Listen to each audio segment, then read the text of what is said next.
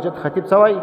وایي پیر سیف الرحمن د مولانا احمد رضا خان په باره کې ما ته دا وفرمایل، څه راته وفرمایل؟ دا بل ګواه دی، دا د دوی د کور ګواه دی، د بریلویانو د کور څخه دا ګواهیان پیشوم چې هغه ټول پر دې خبره ګواه دی چې پیر سیف الرحمن پیر باړه دا زموږ سړی ولیدا او دا ښه سړی و. آپ اپنے وقت کے عظیم فقیح ہے.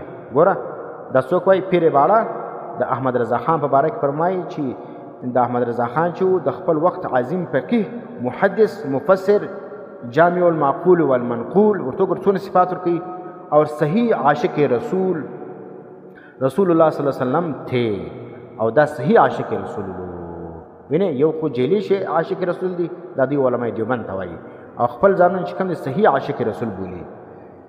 اور میں ان کی شخصیت سے انتہائی متاثر ہوں. وایي زه پیر سیف الرحمن وایي زه د احمد رضا خان د شخصیت څخه بیخي ډېر متاثره یم، خو ما زبېرېږم دعوه د بریلویت نسم کولی.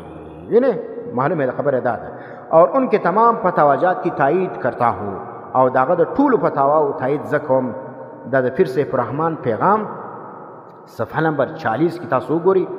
دغه علامه مقصود احمد قادری صاحب چې جامع مسجد خطیب دی دغه ځای د داتا دربار، هغه دا خبره لیکلې ده چې پیر سیف الرحمن زما په مخ کې دا خبر وکړه چې دا صحیح عاشق رسول الله، او د دا ویلو چې زه د احمد رضا خان د ټولو فتاواو تایید کوم. او بل چې کوم دی شاه تراب الحق صاحب هم د دې پیغام تایید کړی دی. هغه ذکر کوي د پیر سیف الرحمن وای الله تعالی پیر صاحب قبلہ کو مسلک اہل سنت کی خدمت تبلیغ اور ترویج، صحت و عافیت اور طویل عمر عطا فرمائے.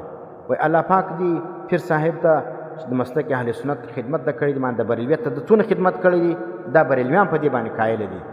وینه دا شاه تراب الحق صاحب فرمایي چې پیر سیف الرحمن چې د بریلویت لپاره څونه خدمت کړی دی، وینه څونه تبلیغ کړی دی، څونه ترویج کړی دی، الله دې وجه ته صحت ورکړي، عافیت دې ورکړي، او ډېر عمر دې ورکړي. موږ خدا خدمت په پښتنو کې د بریلویت نوس کولی، لیکن پیر سیف الرحمن چې کوم دی هغه په دغه ساده جامه کې چې څومره خدمت د بریلویت په پښتنو کې د کړی دی د بل چا نه دی کړی. موصوف نے اور ان کے خلفاء و موردین نے مسلک اہل سنت کو اسی طرح فائدہ پہنچتا رہے. وای د ده څخه او د ده د خلفاو څخه د ده د موریدانو څخه مسلک اهل سنت ته دی، وای تر قیامته پورې تر ډېره وخته پورې چې شوي دغه رقم فایده دی رسیږي. صفحه